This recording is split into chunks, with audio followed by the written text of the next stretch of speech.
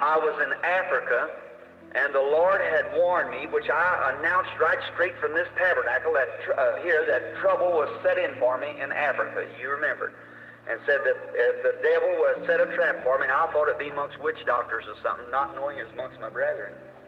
And when we got to Johannesburg, thousands was there to meet us. We had a marvelous meeting. Even the angel of the Lord, one minister there, which is a Dutch reform that doesn't believe in baptism, he went out and told his friend, he said, we're missing a day of visitation. He said, that guy's a demon. So he said, I'll go pray for your lost soul. And he went out and knelt down and started praying for him. And he'd never heard my story about this. He'd just been there that first night and seen, I just walked the platform after being 72 hours, I think it was, in the air. Walked into the platform where 30,000, 40,000 people were sitting, and I seen a bus coming, just moving through the jungle like that, and had wrote on it, Durban. I seen a boy get on with a leg about 6 inches shorter than the other. Then I seen the boy a little later on start walking on normal. I looked all over the audience. I couldn't see him. I didn't know whether he could speak English. He was interpreting the words. And I happened to look sitting down there, and there sat the boy. I said, you're from Durban.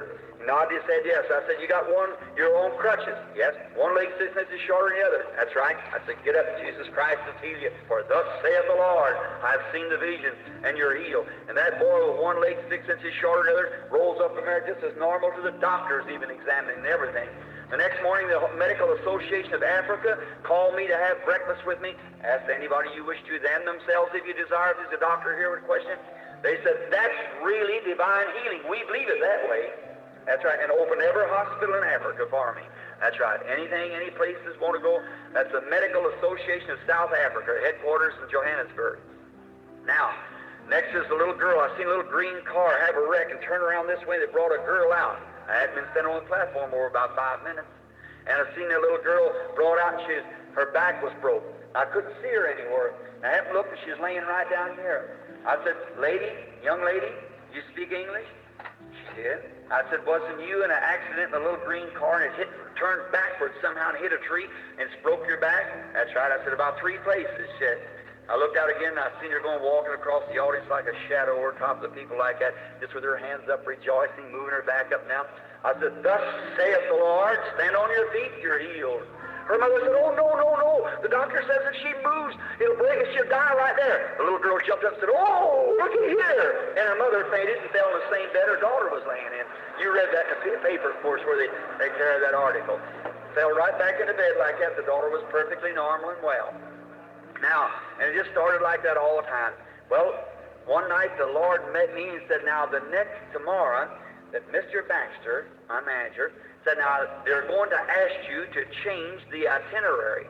They've made an itinerary for you to go down to Cape Town. That's where we plan on going. So don't go there. You stay right here for another 2 weeks, and then you go to Durban and stay there for a month. I said, yes, Lord. I said, this to be sure to confirm it, that your manager and them won't say anything against it. Said tomorrow they're going to come get you, and there's going to be a setup. They're going to bring an attorney. And said this attorney has had an operation which the doctor told him it was cancer, but it's a mistake. So the doctor let a knife slip, and the man's going to die.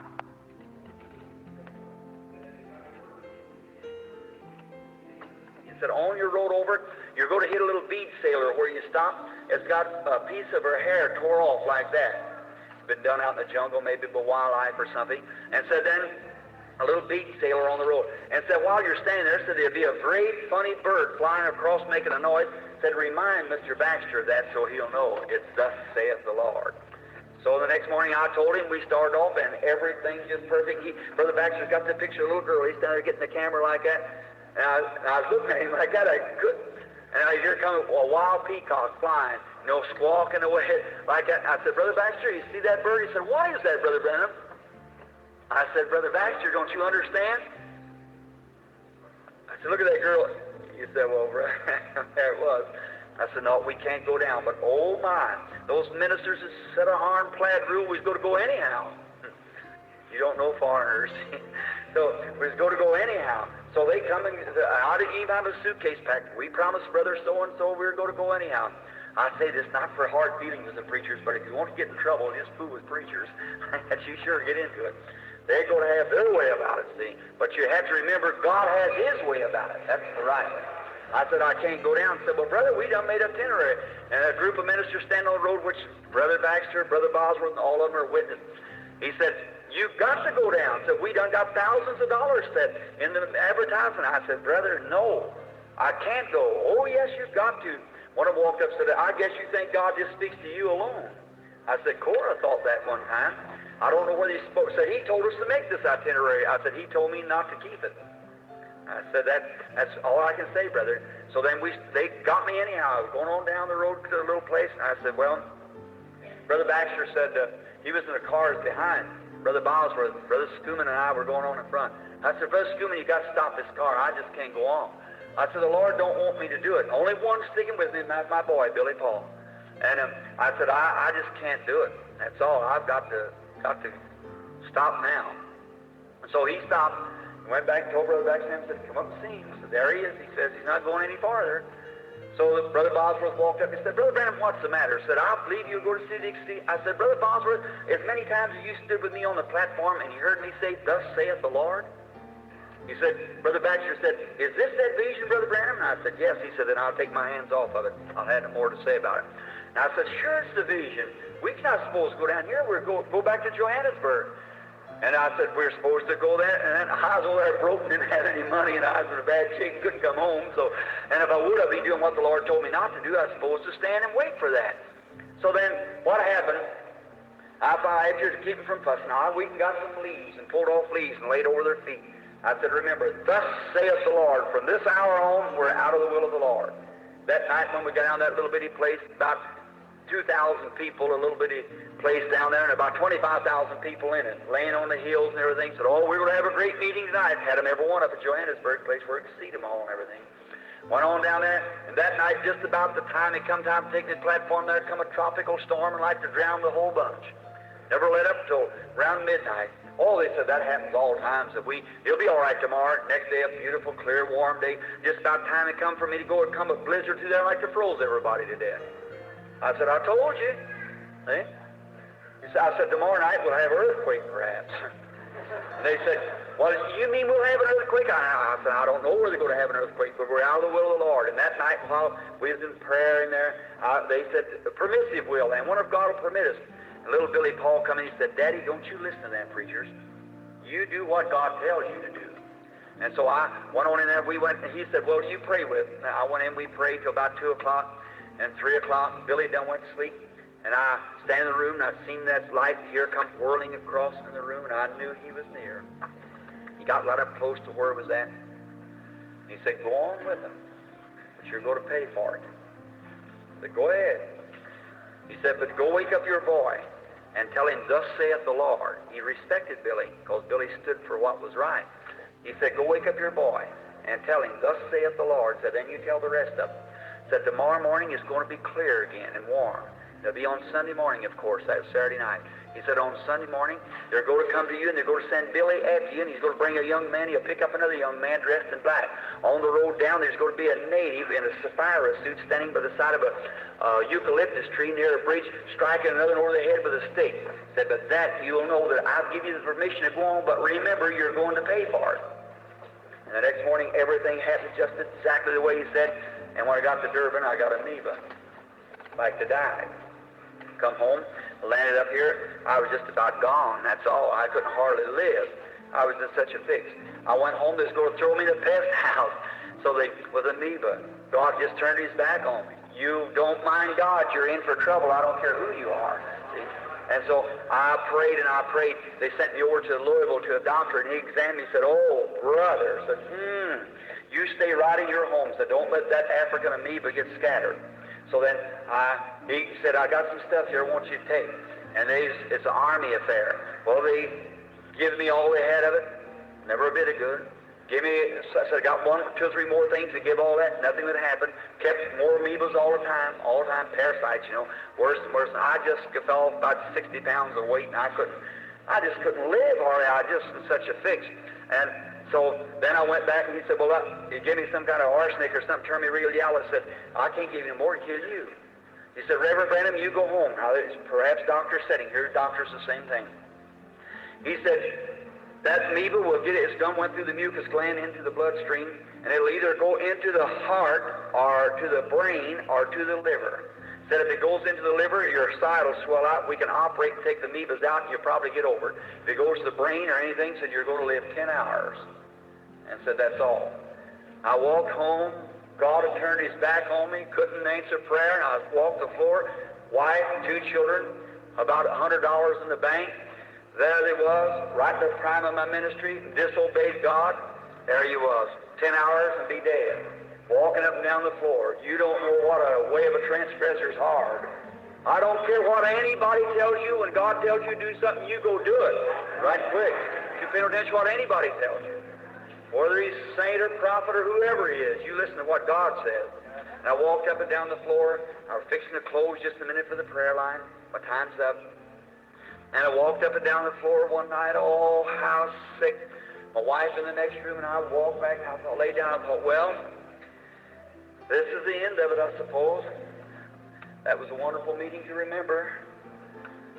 30,000 converts one afternoon. Very fine. I guess this is my future. It's finished. 10 hours now, and of course every 5 minutes I had a fever, you know. So I was thinking that anyhow. And I was laying there, and as I did, the first time for months, that had been 8 or 10 months later, I felt him in the room. Oh, brother, sister, what a feeling. I knew he was there. I raised up. I said, Lord, are you near me? Have you come back to forgive me? I said, I promise, Lord, I'll never listen to another preacher or anything. If you'll forgive me, Lord, don't let me die. I'm your servant. I want to serve you. Now, listen, nothing happened, but I knew he was still in the room. And I raised up on the side of the bed where I've been lying down. About 2 o'clock in the morning. Nothing happened. I went over to sit down in a chair. Just then I looked, come walking right down here. Here come a man walking to me. Had a bunch of white paper like that, like typewriter paper. He walked up to me. He said, insomuch as thou was thinking of your future. I said, yes. He said, look down towards the ground. And some of it rolled on, scribbled on. Then he took it right like this, and he threw it. And it just went sheet after sheet after sheet until it went plumb into the heavens. And is they're all clear. He said, insomuch that you've seen that was clear, so is your future clear. I said, thank God. And I raised up and I thought, oh, how wonderful, Lord, you forgive me then, and I will live. And I thought, oh, you're wonderful, Jesus. I just love you so much. I love you.